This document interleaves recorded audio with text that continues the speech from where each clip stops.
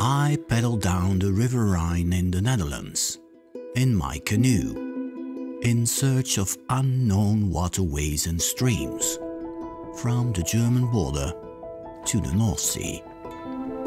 From the water, I am able to experience the current new lowland river area, with an original vision on water safety and rewilding nature, a landscape of river dunes, floodplain forests and swamps.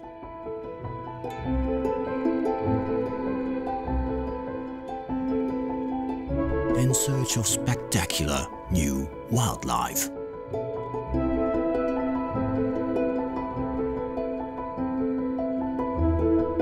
Sail along on my journey through a unique new land, on my way to the sea.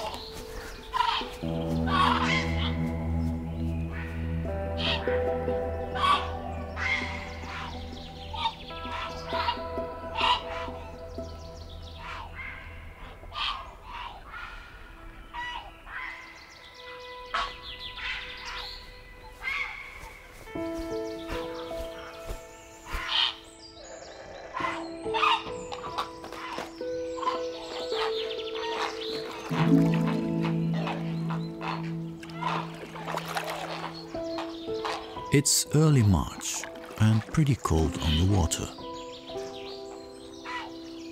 I feel it. Everyone is excited.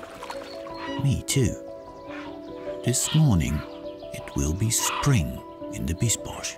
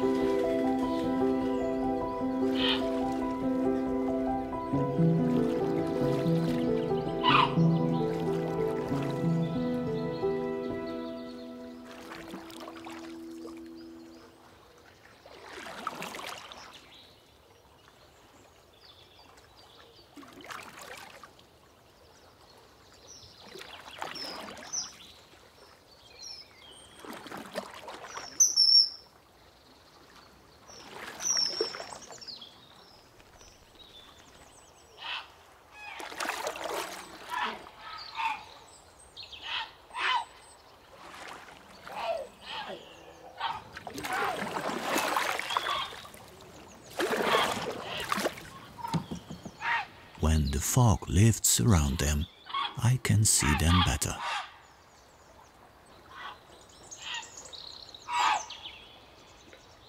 I think the blue herons are at their best now. Fluttering head and chest feathers and bright red beak.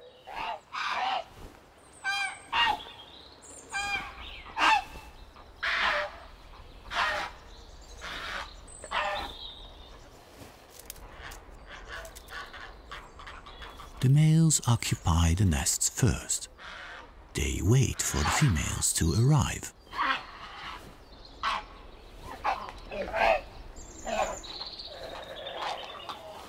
Some couples have already formed and are working on their offspring. But not everyone is equally lucky in love.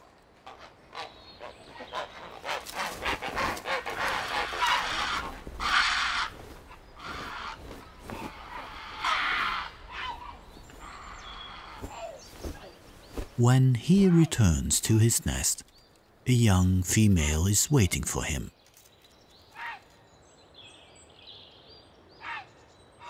She is impressed with him.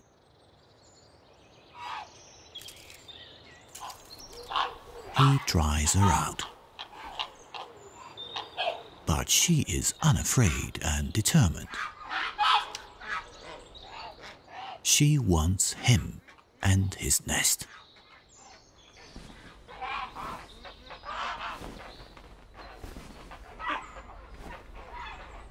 Another female approaches. She also has a crush on him. Suddenly, the young female intervenes.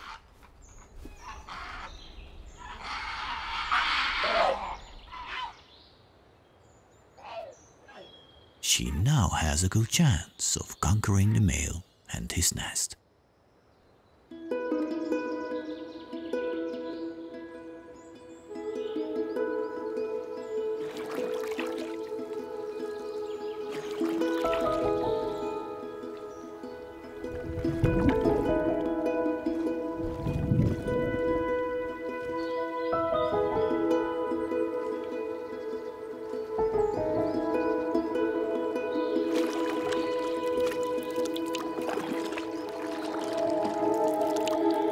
At the edge of a large marshland, I have a good view, and I see what I had hoped for: white-tailed eagle.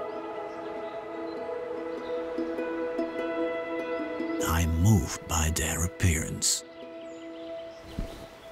A large bird of prey, with a wingspan of more than 2 meters.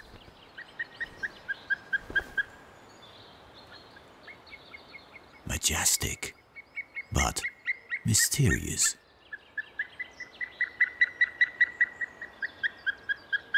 They always know how to hide well for such large birds.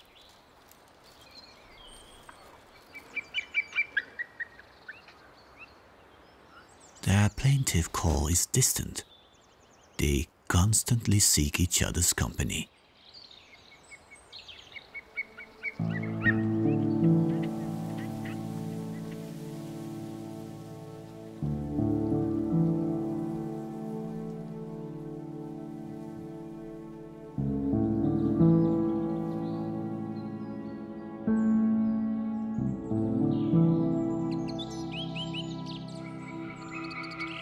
The next morning,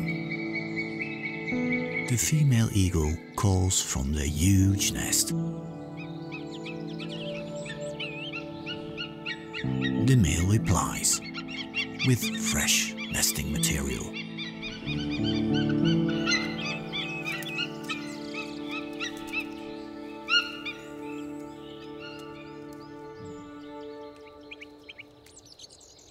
She is much taller and heavier than him. Her beak is huge and turns orange.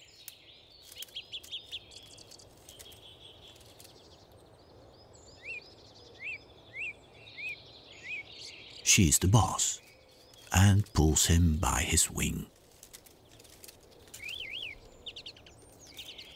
She urges him to go get fresh branches for the nest.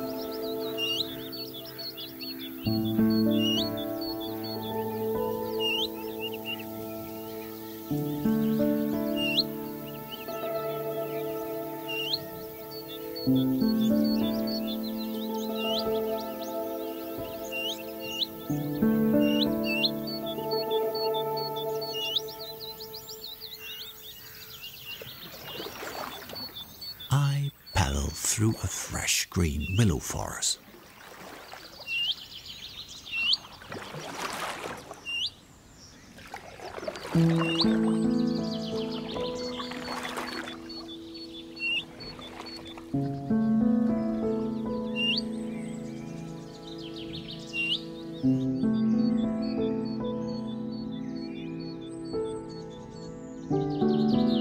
The creek has just enough water for me and my canoe. It's low tide. Very normal here in the Biesbosch. But such a freshwater tidal area is unique. Nature moves here to the rhythm of the tide.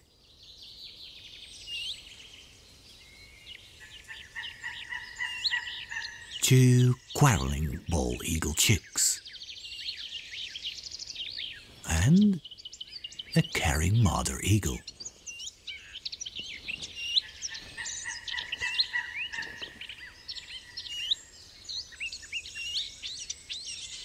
The eagle chicks are only a few days old and vulnerable.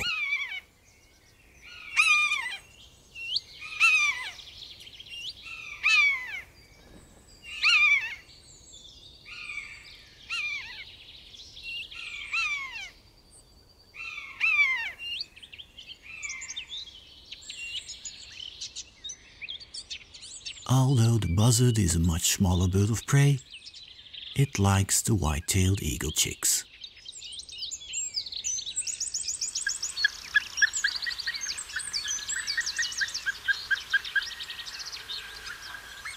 Father eagle is not far away. The young eagle chicks are well secured. Father eagle foresees the danger.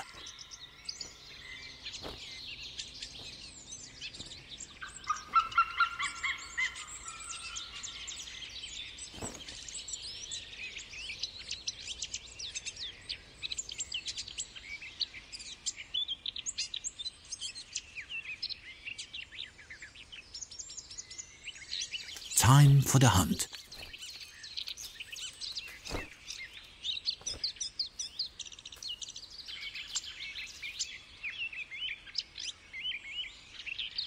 The little eagle chicks now mainly eat small prey.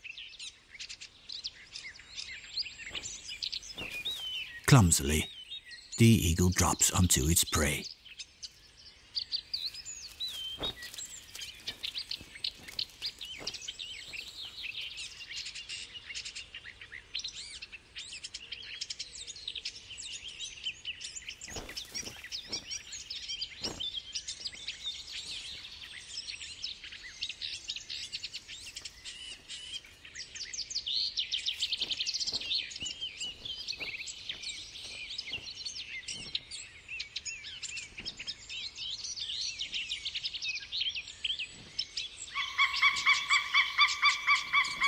But with prey, he returns to the nest.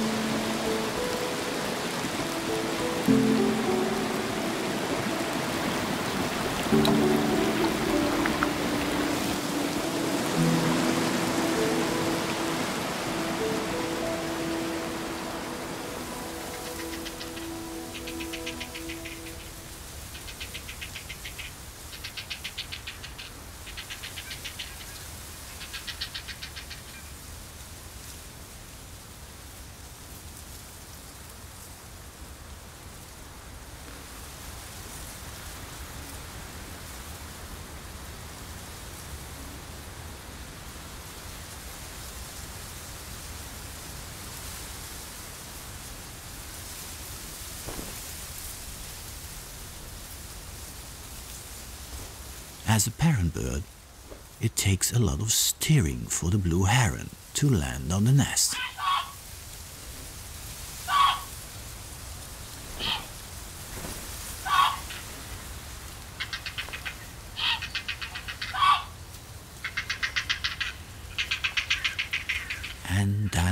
feeding has yet to begin.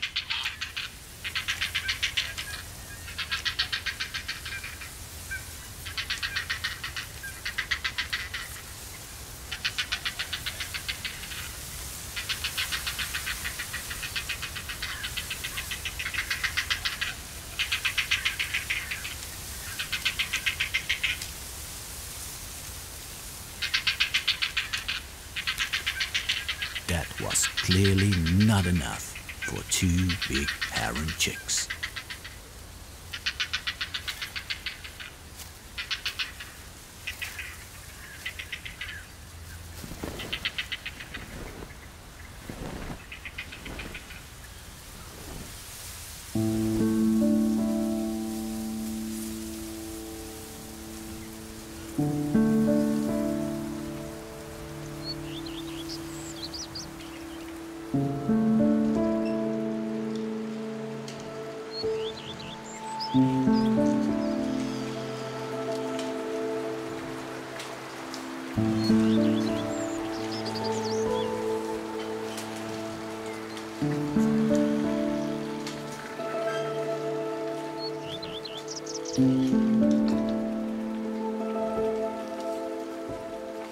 Impatiently, the eagle hatchlings wait for food.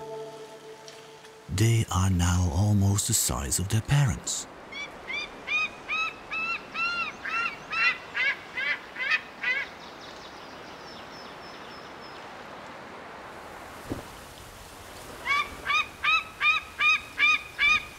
Moorhen is on the menu today. The eagle parents still help with feeding.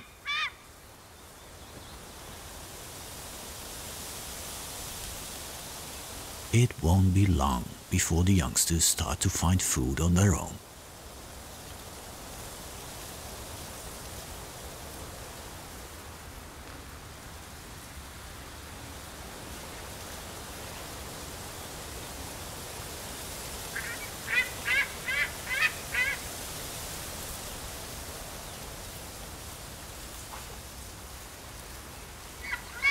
The strong wind is ideal for trying out the wings.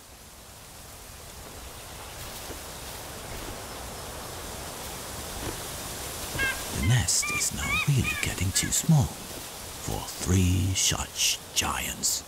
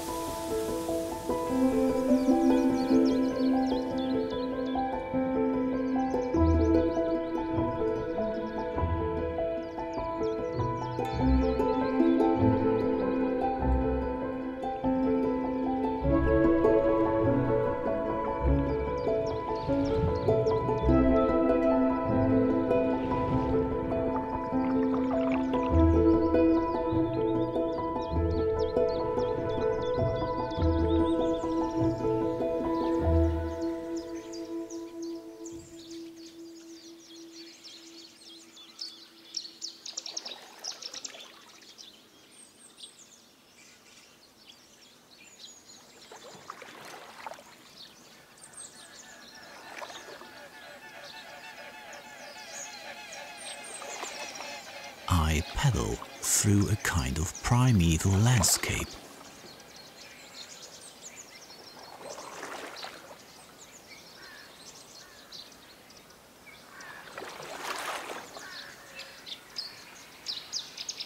Dead willows on either side of the creek.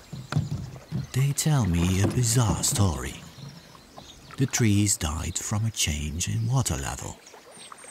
The river invades the former polder again, which drowned the trees.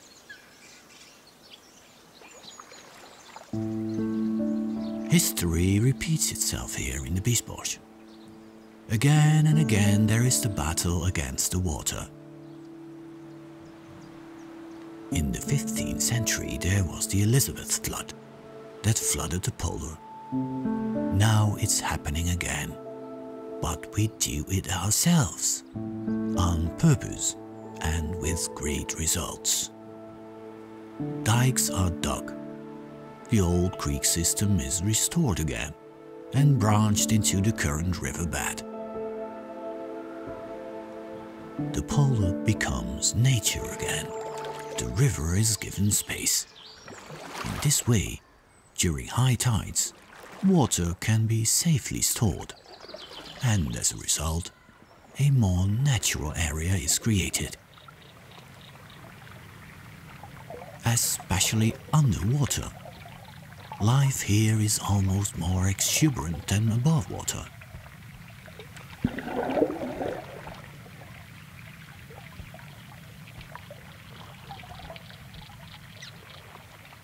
A great habitat for countless fish species.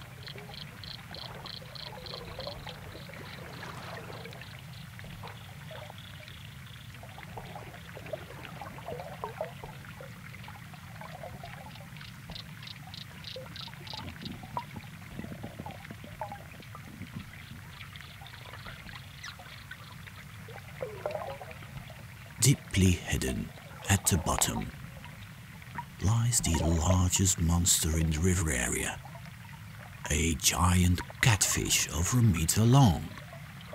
This fish species can grow to be 2 meters long and over 100 kilos in weight.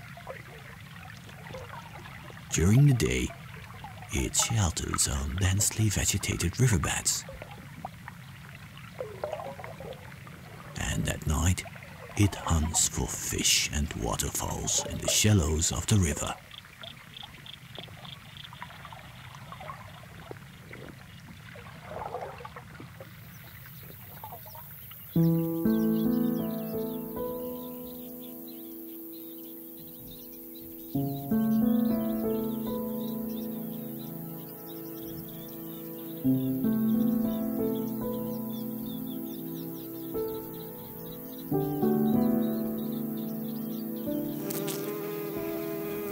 Early July, a summer evening in the Biesbosch. The yellow iris is in bloom.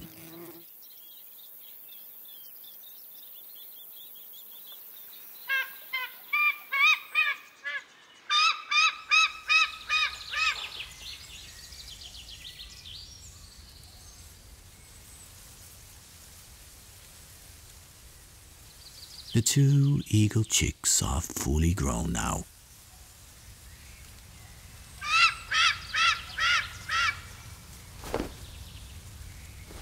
The first youngster is getting ready for the leap of faith.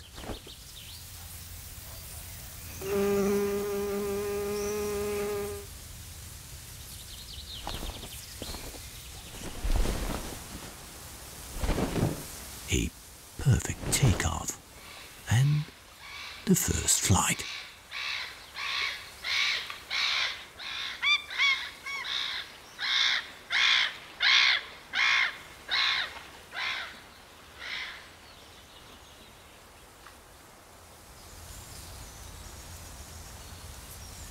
Now the second youngster can no longer be left behind.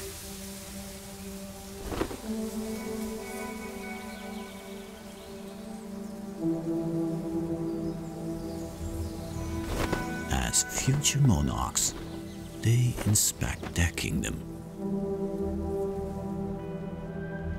The land where the water could not be tamed.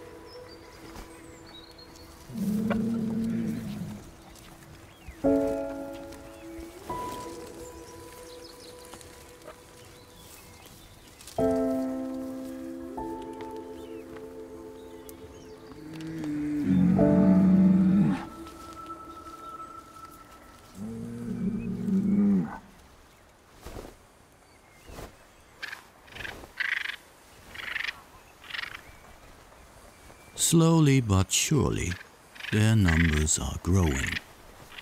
Great egrets.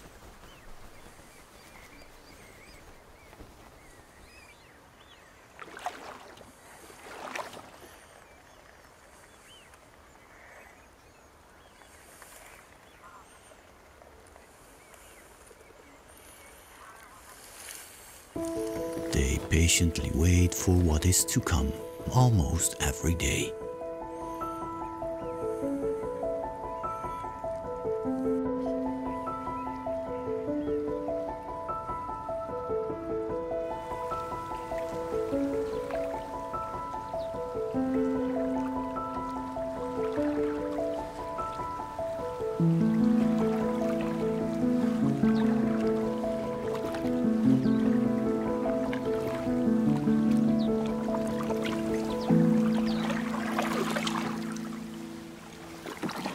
The wind is blowing strongly from the southwest.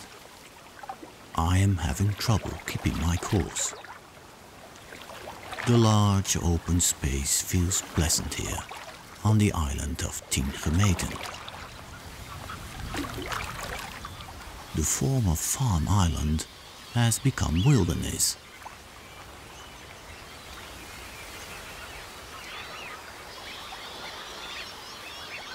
Everywhere you see the traces of a recent past.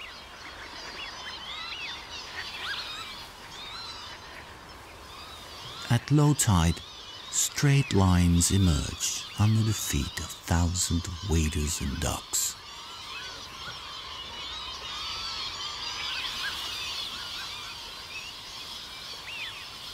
Groups of lapwings and Eurasian widgeons have gathered.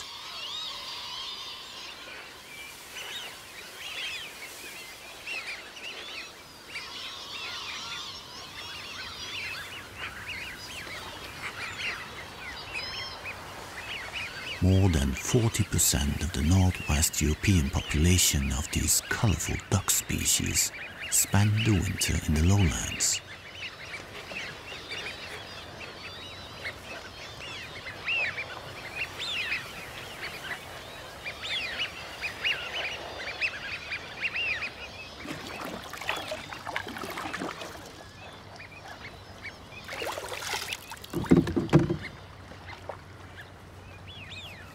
Then suddenly I see what the great egrets have been waiting so patiently for.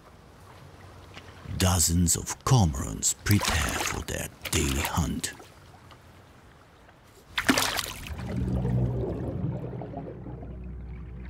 The cormorants chase the fish ahead of them into the shallows. Large schools of bass and whitefish swim in panic for their lives. More and more cormorants are joining. They form an invisible trap.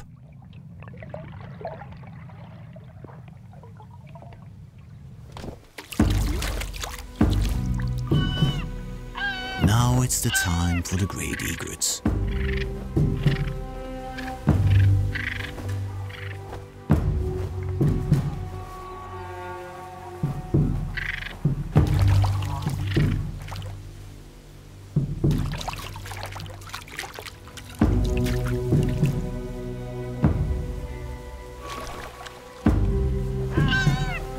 They jostle for the best fishing spot.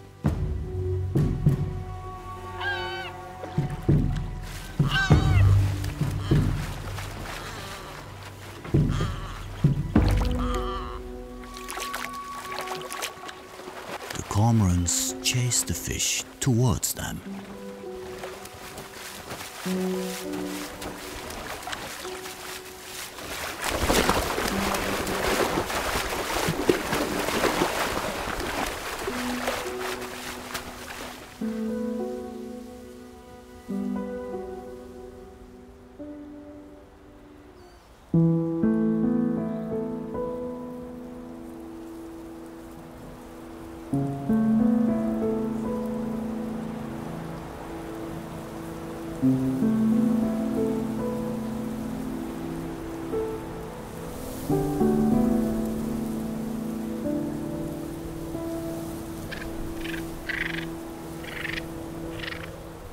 December, most of the great egrets have already left. It's an icy cold day today. I feel like the only living soul here on the island of Tiengemeten.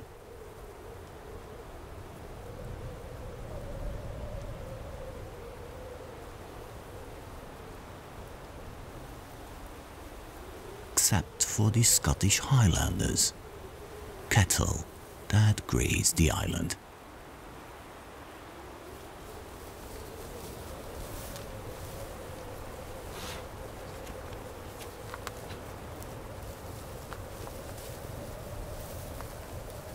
Such a prehistoric image. Aurochs migrating through a snowy delta.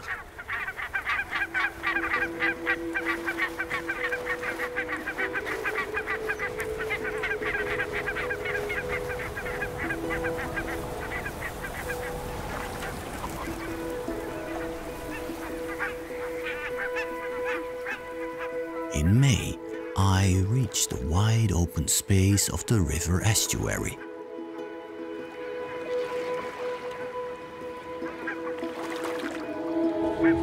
I approach an unexpected small island, no more than a mudblade, but a sanctuary for birds. I see hundreds of flocks of barnacle geese.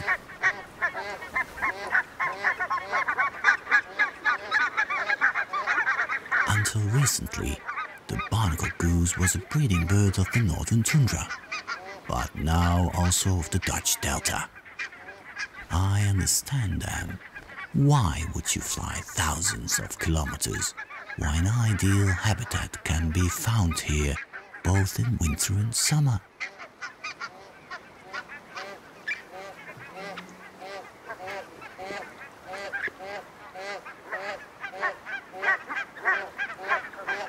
The island is overcrowded. Neighborhood quarrels everywhere.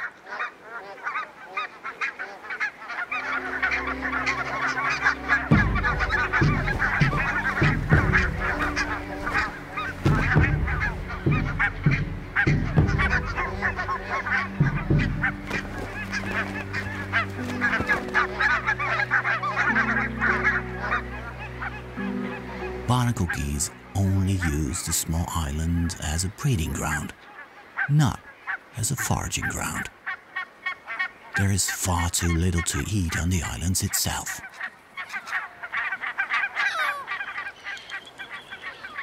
An early nest has chicks.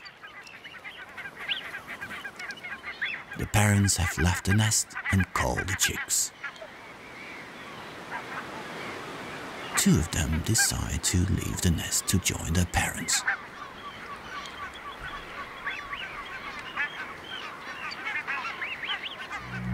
They take their first steps into a new world.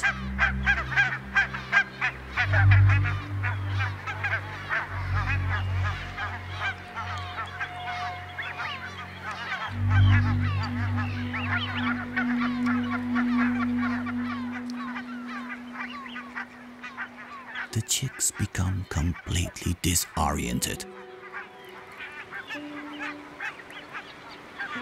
Who are their parents?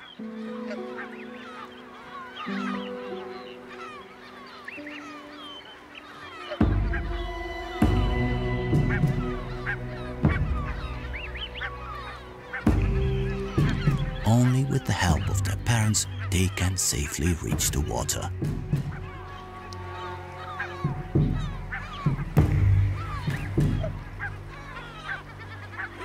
The little black-backed gulls have already noticed them.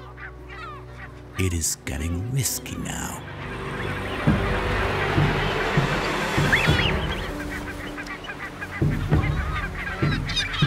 The gulls may benefit from such an opportunity.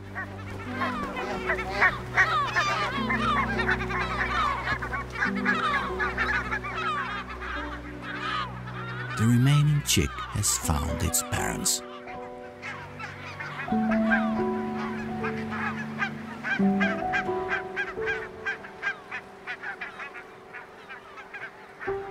Netherlands will now defend it with all their might.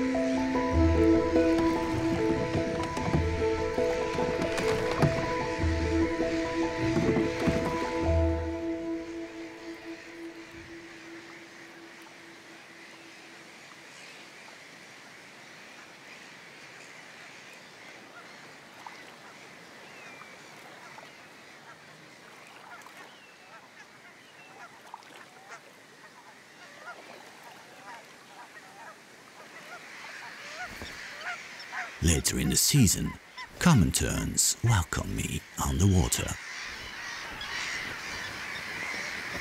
Small islands in the river delta inhabit a screaming mass of chicks of terns and gulls.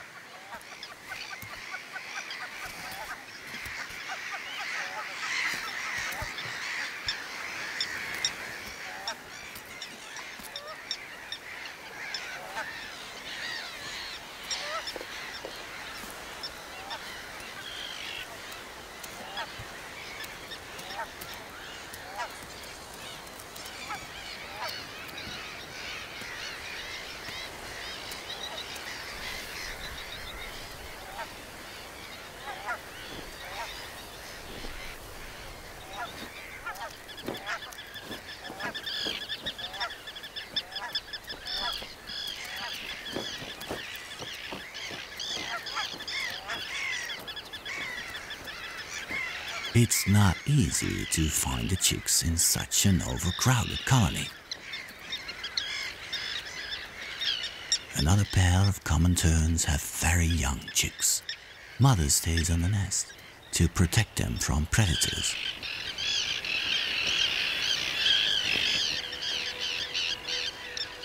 From the sky, a new food drop is approaching.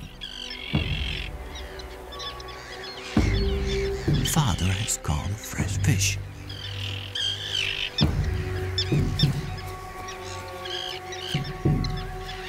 This prey is a little too big for the little chick. Father is getting impatient. Hurry up now.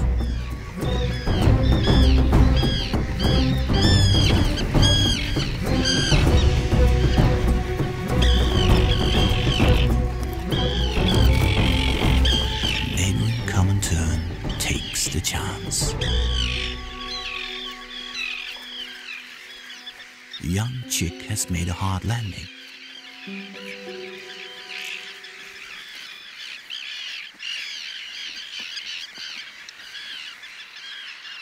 The other chick comes to take a look.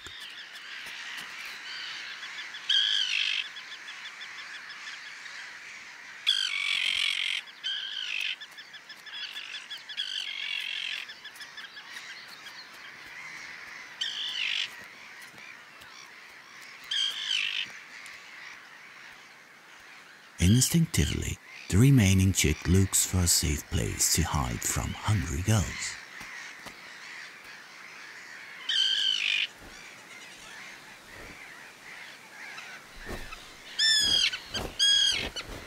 Father checks the smaller chick.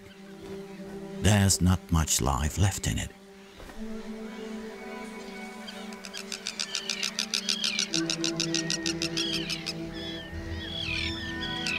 Mother has also returned. She yells at her chick.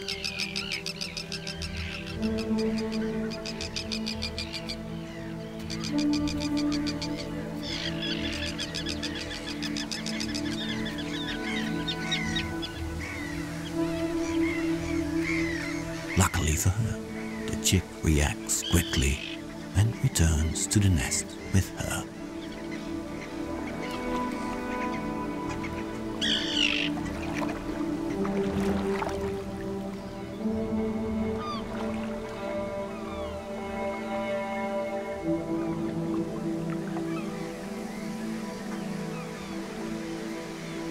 In the distance, a huge dam is slowly but surely approaching.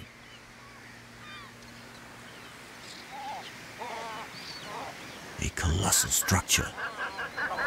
One of the delta works, the Haringvliet Dam. Built to protect the lowland against storms and high water.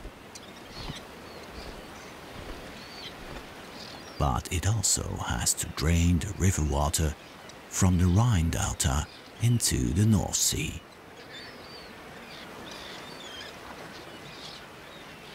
Many cormorants use the dam as a base. As soon as the dam opens to drain fresh river water into the sea, something is about to happen.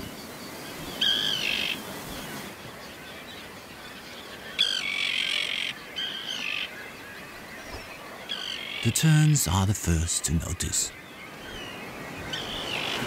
A wave of food washes up.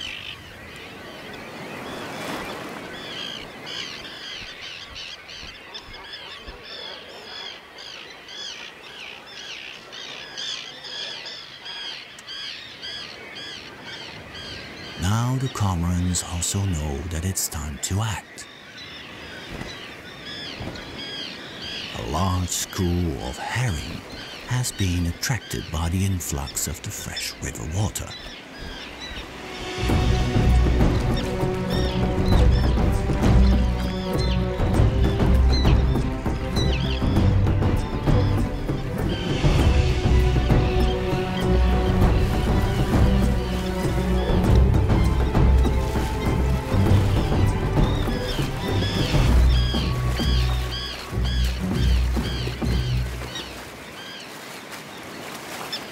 Cormorants hunt the fish on the surface.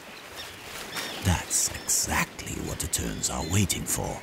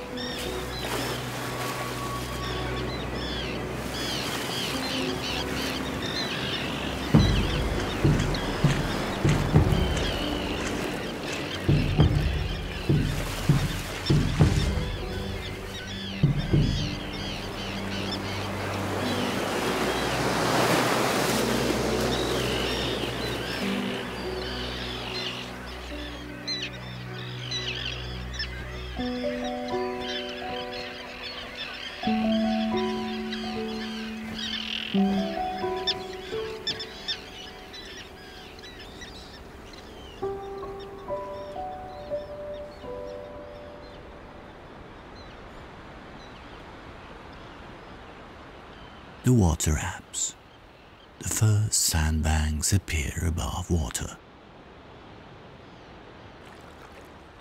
Always surprising how fast the water comes and goes.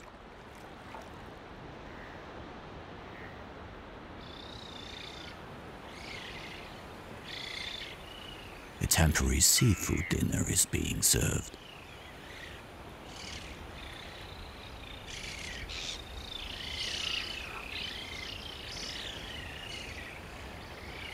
Spoonbills know that shrimps and small fish must quickly flee to deeper water.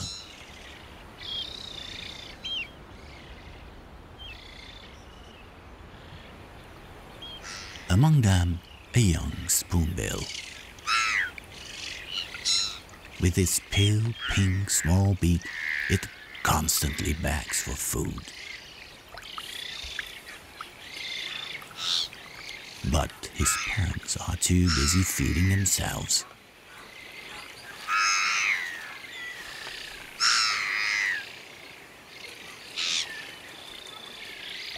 Clumsily, the young spoonbill decides to try it anyway.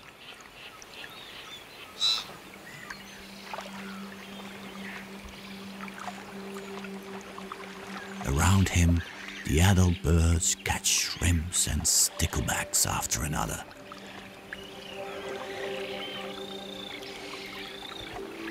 Now he caught some too. Not good enough.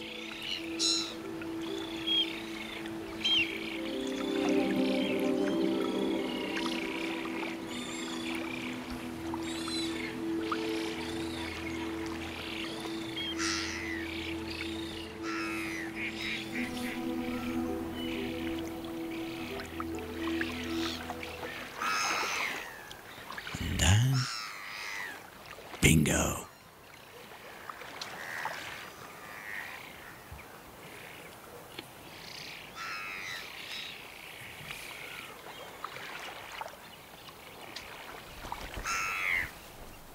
After dinner, the partner bond is tightened.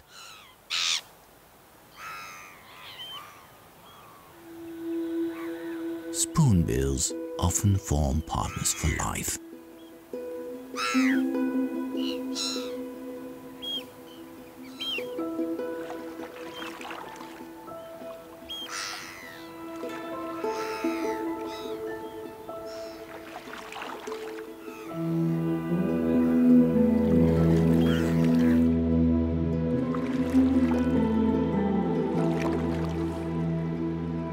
I achieved my goal. The river has suddenly become sea. Only a light swell reminds me of it.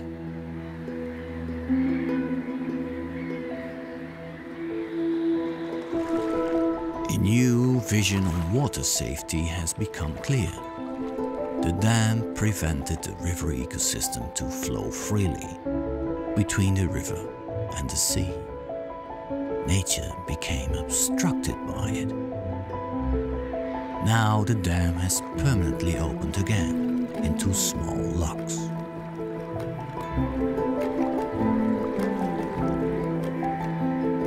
Far upstream of the river, salt and fresh water will mix and create a new ingredient for the restoration of lowland nature. Even more opportunities for the recovery of a living river.